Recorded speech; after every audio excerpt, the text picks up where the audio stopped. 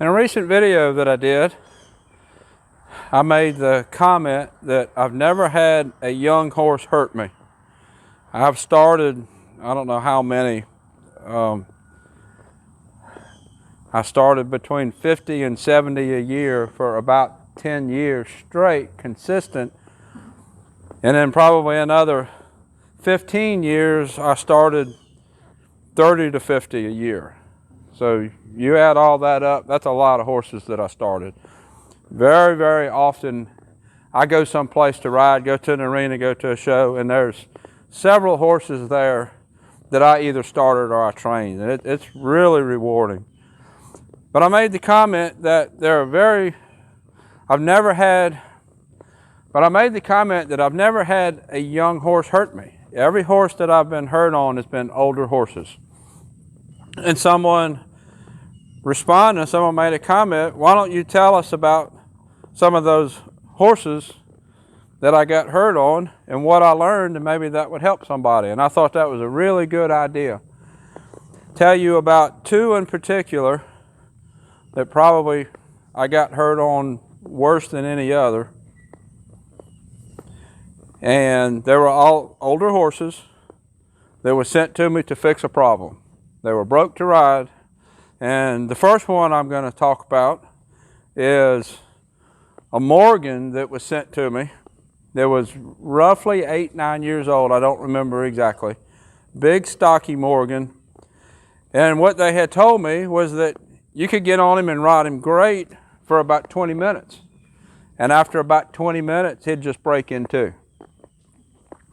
And I did all my basic groundwork, everything that you would do to get the horse ready to be rode, and got on him. And I was riding him. My game plan was to ride him a few minutes, and every day ride him a few minutes longer. So in the beginning, I probably wasn't riding him but maybe 5, 7, 8 minutes in the beginning. And then every day I'd ride him a minute or two longer. And at the time, I was training out of a facility that had a lot of trails on the facility. And what I would do is try to use his attention of going back home from the trail ride to take away from whatever was going on when he decided he was going to break in too. My thought was that was some sort of attitude, that he had probably been ridden to a certain time and then quit at that same time for regularly. So I was trying to build on that time. My thought was if I could build that time up a couple of minutes each ride, I could work him through it. So I was doing that and everything was going good. I'd saddle him up. I'd take him through a little loop on the trails, and by the time we was getting up around that 15-minute mark, he knew the loop pretty good. He knew when we were going out. He knew when we were coming home. I wanted him thinking about coming home. I was trying to plan it so at that point where I thought he would want to be done, he would be thinking about home instead of being done. So one day I was riding him out. I was riding him through the trail, and there was a place where we crossed a creek and then come up into an open pasture, and from there it was maybe 200 yards back to the barn. And I guess right as we crossed that creek is when it all come undone, and he decided he wanted to be done. And he gave me about 3 bucks really hard, head down like rodeo bucks. And I was knocked out before I even came off the saddle. And next thing I know, I wake up, I'm laying on the ground, and the horse is nowhere to be seen. I have no idea how long I was knocked out. I'm thinking it was just a few minutes, but I have no idea. And when the horse come undone, he come undone. He was an 8-year-old Morgan, and I ended up sending him back, giving the person their money back, and telling them that I was not going to work the horse, that somebody else was going to have to work him through that problem. And one of the things that I have learned in the process, and it may not be so much what I've learned, but it's kind of how I do business. Anybody that,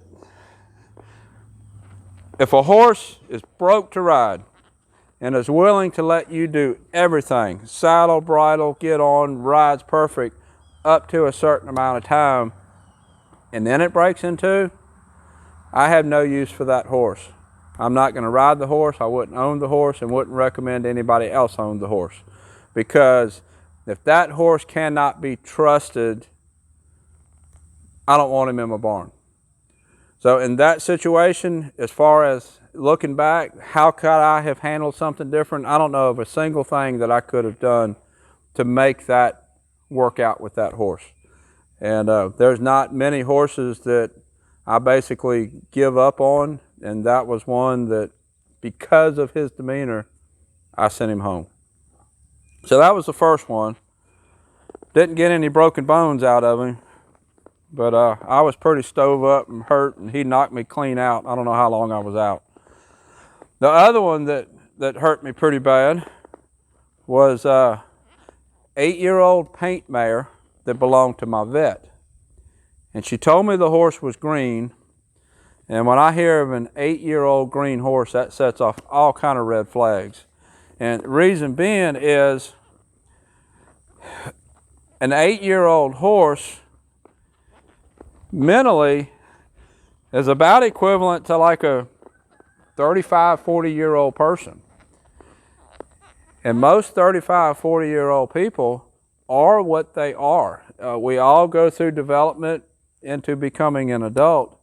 And at that age, I'm not going to say you can't retrain a horse or train a horse, but they have had, let's say 8 times 12, they've had a whole bunch of months to become the horse that they are. And if I put 30, 60, even 90 days on that horse, that 3 months is a real low percentage of months of that horse's life. That horse has had a lot of months to become what he is. 3 months of that is a real tiny percentage of that horse's life. I'm not going to be able to affect that horse. I'm not going to be able to really affect that horse's training, affect that horse's mind very much with that small of a percentage. And that's basically what I learned with that horse.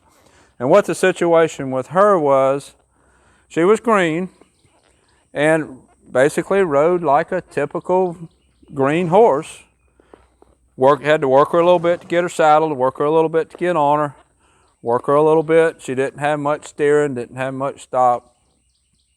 But I had worked her to the point where I was riding her out of the round pen, out of the arena. I've always tried to get horses out of a round pen, out of an arena, and go in the woods just as quick as I could. And I had reached that point with her where I would be riding out if I was riding to, say, a 3-year-old. And I was riding her out, and we reached a water crossing, not much, just a little ditch. And I pushed my hand forward and gave her a little tap to walk on forward, and she just broke into really bad. And I wasn't ready for it. She had been riding really good. I wasn't ready for it, but because she was an 8-year-old, fairly fit horse, she had been worked before I got her, and pretty fit from before I got her. When I got her, I worked her. She was really fit, really strong, and pretty good sized horse. And I went straight up in the air, and when she bucked, I landed on my right hip and dislocated my right hip, and hurt me pretty bad. And I knew I shouldn't take that horse for training. I kind of have guidelines about what I'll take and what I won't take, and that horse fit in what I will not take for training, but it belonged to my vet at the time, and I just felt like I couldn't tell her no. I was going to give it a shot. And she ended up hurting me pretty bad. I was pretty bad shape. But one thing I learned from that one is no matter who the horse comes from, don't bend on what I take and what I won't take for training. That's been quite a few years ago, and it won't be long and I'll be turning 60. So I've become really particular about what I'll take and what I won't take for training. And luckily, because of the training that I do and the business that I've built up, I don't have to take horses that don't fit in my program. Every trainer has a program, and you have to train horses that fit in your program. And just because a horse does not fit in your program doesn't mean it doesn't fit in somebody else's program. And I do my best to adjust what I do with the horses to fit what the horse needs. But in general, I don't really adjust my program. And I know several trainers, like husband-wife trainers, or maybe 3 trainers that work together, and a horse will do better under one person than it will under another person. And every trainer has to develop their program. Every rider has to develop their program, how you ride and the horse you get along with.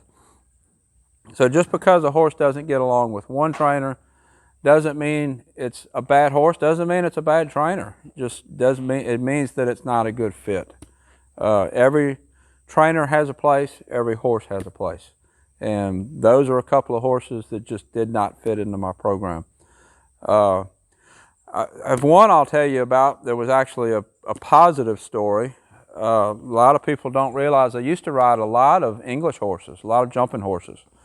At one point, that's just about all I rode. And I had a client that I had trained some other horses for, and she had an English horse, a jumping horse, that was fairly young and green, but old enough to be jumping.